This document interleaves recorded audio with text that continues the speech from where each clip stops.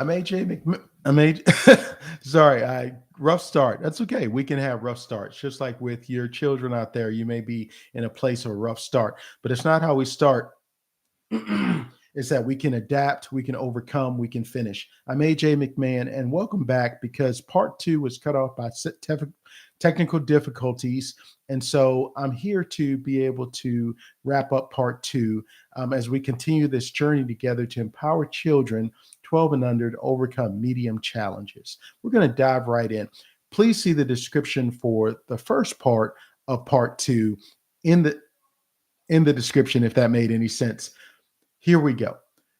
We're talking about the LEAP steps in empowering children to overcome medium challenges. The L in LEAP stands for love, the E for expectation of excellence, the A for affirming accountability. That's the step we're on right now. And the P for perseverance. We're talking about affirming accountability. In the past, I believe there was a lot of emphasis in parenting models and working with children on what I would call accountability or discipline. Not that that was necessarily an unhealthy thing, but I think that today we are doing a healthier job in affirming, being able to look at the mental and emotional supports for children.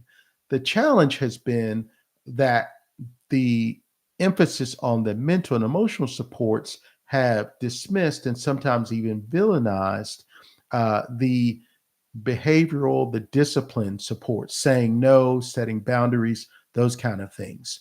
Oftentimes, when it comes to discipline, even firmer forms of discipline, those have been emphasized as unhealthy for children.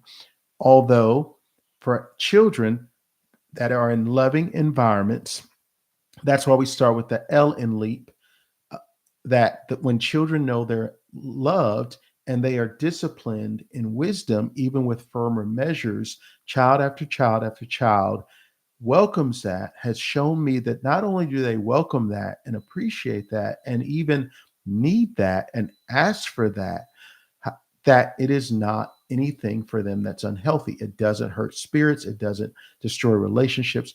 But what we're talking about is you and your wisdom being able to decide what your child needs. And I want to emphasize that our children need the affirming, the words that say, I believe you're capable of doing this. And they need a healthy balance of accountability, the actions that back that up. And if you don't have both, your child is likely not getting what they need. So, looking at what they need, and when we're working with children with a strong will temperament, a lot of times they may need more of the accountability than other children, even children in your home. So, we're looking at understanding our children and their needs and tailoring our working with them accordingly.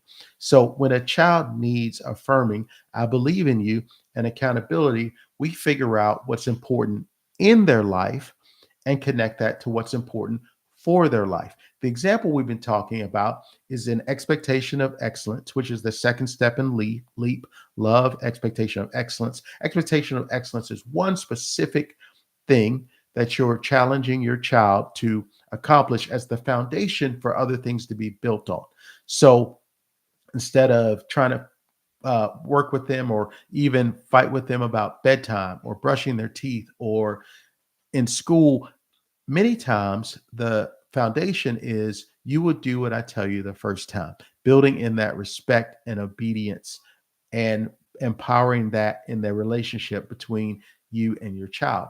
So when you lay that foundation, it's something like the expectation of excellence. You would do what I tell you the first time, and then being able to consistently empower that. How do you do that? At nighttime, before they go to bed. Hey, what I expect of you tomorrow. In the morning, hey, what do I expect of you today? For them to be able to repeat, you expect me to do what I tell you the first time. That's right.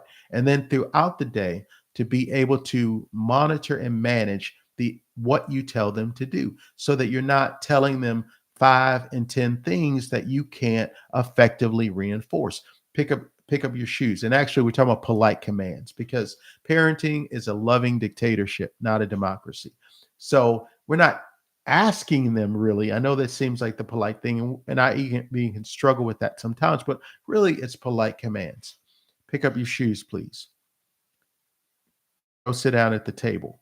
We want to be mindful of the polite commands that we give because we need to make sure that we are reinforcing those. Once you give a polite command in this process, when you put together a plan, not that you just take from this video and you start giving polite commands and you start reinforcing that, that's not enough. You have to put together a plan that encompasses how you're going to be able to um, communicate with words, back it up with actions, what you need to say, what you need to not say, how you can track your ability to make sure that each time you give a command, it is followed according to your expectation with excellence by the child, and be able to reinforce that, to train them, to encourage them, to point out what they did well, to be able to hold them accountable for any level of them not meeting your expectation in all fairness and reasonability, pushing them towards excellence, not perfection, but excellence in accomplishing that task, and being able to rinse and repeat day after day after day. Also, being able to plan for your worst case scenario. What is your worst case scenario? Is your worst case scenario your child having a fit, banging their heads, crying for an hour or more, trying to run away, calling people, using another person or caregiver as a shield? What is your worst case scenario? How do you plan for that? How do you use your wisdom to be able to come up with strategies that can try to prevent your worst case scenario? But also, if it comes, you can be prepared with reasonable ways that you can deal with that so that you're not reacting in fear. You're proactively acting to empower your child consistently for the weeks and months that it's going to take to convince them that this is the loving, firm status quo. This is the new culture. This is how we're going to do things. I'm not going to back down. You're not going to get over me, under me, or through me in this, because I love you, because I know you're capable, and because I'm going to hold you accountable consistently each and every time until you no longer are able to push your energy into the things to try to thwart this plan, but you push your energy into meeting this expectation of excellence. And you do that so consistently, it becomes a habit, it becomes a way of life, it becomes liberating to you, child, because you begin to feel happy and confidence because you got the help you needed to build the skills to master this or be able to carry through this expectation on a consistent basis. That's what our child needs. That's what you need. So we're talking about the strategies to help you build this plan.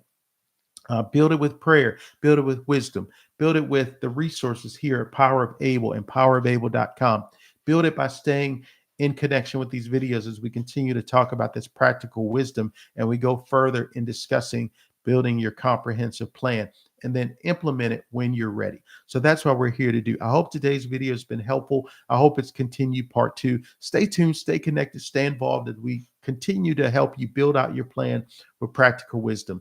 Let's go over this medical disclaimer real quick. The information provided is meant for general knowledge and information to help empower you. It doesn't constitute medical advice. It's not meant to replace the wisdom or advice of a qualified healthcare professional and any type of treatment that you believe is best for your child. Thank you for your time today. Hope to see you next time as we continue to empower you to build to take practical wisdom, to add it to your wisdom, to put it all together in a great recipe that's going to feed your child what they need to grow in love, wisdom, character, and success. Be well.